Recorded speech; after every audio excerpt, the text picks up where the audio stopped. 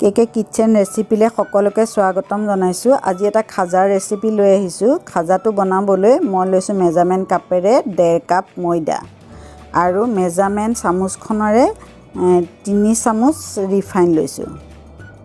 আপোনালোকে ময়দা আৰু ৰিফাইন মিলাই ল'ব, জোখটো মিলাই ল'ব। মই 3 চামুচ লৈছোঁ। ময়দা আৰু ৰিফাইন মিলাই লৈ পেলাই এতিয়া দুইখিনি ভালকৈ মিলাই ল'ব লাগিব। প্ৰথমতে খুব ভালকৈ মিলাই ল'ব লাগিব। হাতেৰে মুঠি মাৰি চাব লাগিব। যদি মুঠি মাৰাটো হয় তেতিয়া জানিব লাগিব যে হৈ গৈছে। তাৰপাছত অকণমান পানী দি পেলাই আকৌ আটা মাৰা নিচিনাকৈ মাৰিব লাগিব। খুব বেছি কোমলো হ'ব নালাগে, খুব বেছি টানো হৈ থাকিব নালাগে। ডোটো ধুনীয়া হ'লে খাজাকেইটা ভাল হয়। এতিয়া খুব ভালকৈ আটা খানা নিচিনাকৈ সানি ল'লোঁ আৰু সানি লোৱাৰ পিছত 15 মিনিট সময় থৈ দিম। এই ৰেচিপিটো এইকাৰণে বনাইছোঁ, মই বনাই খুব ভাল পাওঁ, আপোনালোকেও খুব ভাল পাব। বনাবলৈও সহজ আৰু খাবলৈও খুব ভাল লাগে। সেইকাৰণে আপোনালোকলৈ আগবঢ়ালোঁ। কেনেকুৱা লাগিলে জনাব। এতিয়া মই চেনিৰ ৰসখিনি বনাই ল'ম। মেজাৰমেণ্ট কাপেৰে 1 কাপ চেনি দিলোঁ আৰু তাৰে আধা কাপ মেজাৰমেণ্ট কাপটোৱে আধা কাপ পানী দিলোঁ। এতিয়া চেনি পানীখিনি এডাল তাঁৰ আহালৈকে গলাই থাকিব লাগিব। খুব বেছি ডাঠ হ'ব নালাগে। মই আৰু অকণমান পানী দিলোঁ, মানে 1.5 কাপতকৈ অকণমান, আধা কাপতকৈ আৰু অকণমান বেছি পানী দিলোঁ। এতিয়া চেনি পানীখিনি লৰাই থাকিব লাগিব, নহ'লে তলফালে ক'লা হৈ আহিব।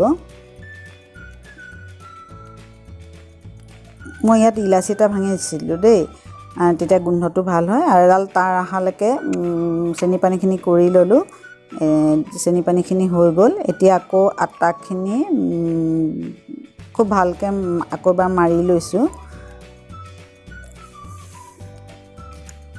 খাজাটো খাই ভাল পালে কমেণ্ট কৰিব, লাইক কৰিব আৰু চেনেলটো ছাবস্ক্ৰাইব কৰিবলৈ নাপাহৰিব। এতিয়া সৰু সৰু গুলি বনাই ল'ম। আপোনালোকে যেইখন বনাই, যেইটা লেয়াৰ বনাই সেইটোৱে দিব। 4টাও বনায়, 5টাও বনাব পাৰে। এতিয়া লুচি আকাৰত গোটেইখিনি বেলি ল'ব লাগিব।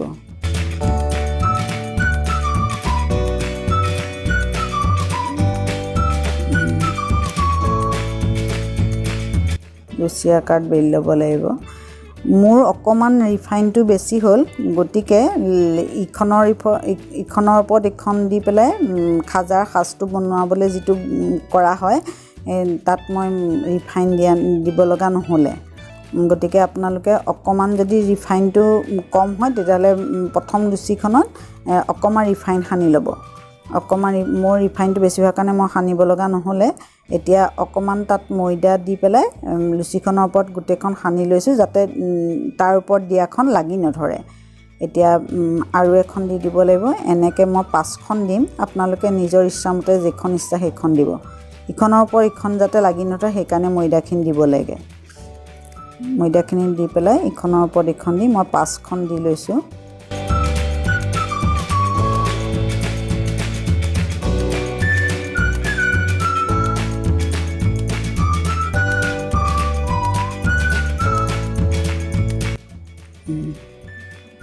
দি লৈছোঁ 5খন। এতিয়া আৰু অকণমান বেলি লৈ পেলাই আৰু অকণমান পাতলকৈ বেলি লৈ পেলাই খাজাৰ সাজটো দিব লাগিব।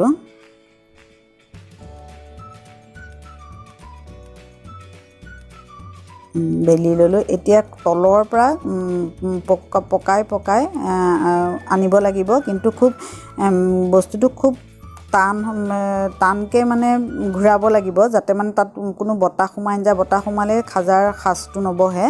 এনেকৈ কৰি পেলাই মই এতিয়া খাজাৰ সাজত কাটি ল'লোঁ। কাটি লৈ পেলাই অকণমানকৈ কাটি হাতৰ তলুৱাৰে হেঁচা দি পেলাই বেলি ল'ম।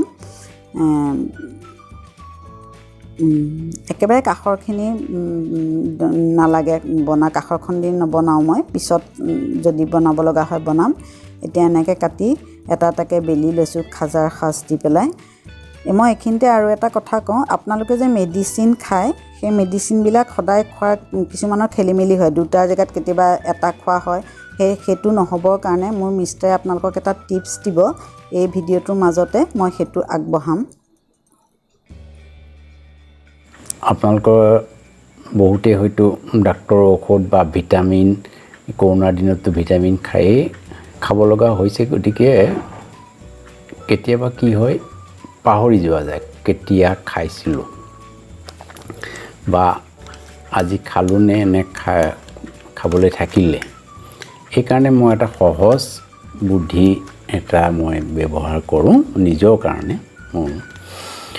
এতিয়া ধৰক এইটো দৰৱৰ ষ্ট্ৰিপত মই দৰৱ দিনে এটাকৈ খাব লগা ধৰক কাইলৈৰ পৰা খাব 12, 13, 14, 15, 16 এই ডেটকেইটা মানে তাৰিখকেইটা লিখি লৈছোঁ এতিয়া আপুনি কাইলৈৰ পৰা যদি খাব লাগে আপুনি 12 তাৰিখৰ দৰৱটো খোৱাৰ পিছত ভুলতো আপুনি আৰু 13 তাৰিখৰ টেবলেটটো নাখায় গতিকে এইটো সুবিধাৰ কাৰণেই কৰা হৈছে এতিয়া ধৰক আপোনাৰ দিনে 2টা খাব লাগে যদি 2টা খাব লাগে তেতিয়া আপুনি ধৰক এইটো নমুনা দেখুৱাইছোঁ 11-1, 11-2 এইটো তাৰিখ আৰু 12-1, 12-2 আগবেলা পিছবেলা 13-1, 13-2 এনেকৈ আপুনি লিখি ল'ব পাৰে আপোনাৰ নিজৰ ঔষধখিনি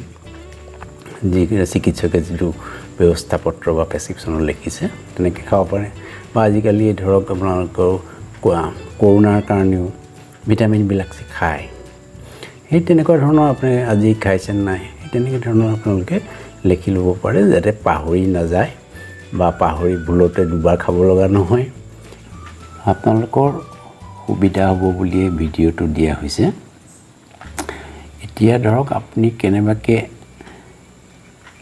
দৰৱ এটা লেখা স্বত্বেও কেতিয়াবা পাহৰি যোৱা যায় কিন্তু পাহৰি গ'লে পিছদিনাখনৰ যিটো দৰৱ আপুনি সেই দৰৱ বা ঔষধটো আপুনি সেই ডেটৰ ঔষধটোহে খাব আগদিনাৰ ঔষধটো বাদ দিব আপুনি বাদ দিব এইকাৰণে যাতে আপোনালোকৰ পিছৰ ধাৰাবাহিকতাটো ৰক্ষা হয় এইটো তেতিয়া পিছদিনাখনৰ পৰা আপোনালোকৰ ধাৰাবাহিক নহ'লে খেলি মেলি হ'ব পাৰে ইয়াৰ ঔষধ খোৱাৰ খেলি মেলি নহ'বৰ কাৰণেই মই ভিডিঅ'টো দিছোঁ এতিয়া আগদিনা ঔষধ যিটো আপোনালোকে থাকি গ'ল সেইটো চিকিৎসকে যেনেকৈ ধৰণে কৈছে ব্যৱহাৰ কৰিবলৈ পাহৰি যোৱা ঔষধ এইবিলাক লেখা থাকে আপোনাৰ দৰৱৰ গুগলত চালেও দৰৱ বাদ পৰা ঔষধ কেনেকৈ খাব লাগে লেখা থাকে নহ'লে চিকিৎসকে যেনেদৰে কয় সেইটো খাব মই কেৱল আপোনালোকৰ সুবিধা হ'বৰ বাবেই এই ভিডিঅ'টো দিছোঁ যাতে আপোনাৰ ঔষধ খোৱাৰ ধাৰাবাহিকতাটো ৰক্ষা কৰিব পাৰে শুদ্ধভাৱে ডাক্তৰে বা চিকিৎসকে যিটো ব্যৱস্থা পত্ৰ দিছে সেইমতে যাতে শুদ্ধকৈ ঔষধটো খাব পাৰে সেইটোৱে কথা ধন্যবাদ সকলোৱে সুখেৰে থাকক সুস্বাস্থ্যৰে থাকক এতিয়া খাজাখিনি ভাজিবৰ কাৰণে কেৰাহীটো গেছত তুলি দি ৰিফাইন দি ল'লোঁ ৰিফাইন অলপ সৰহকৈ দিব লাগিব যাতে খাজাকেইটা ডুব যায়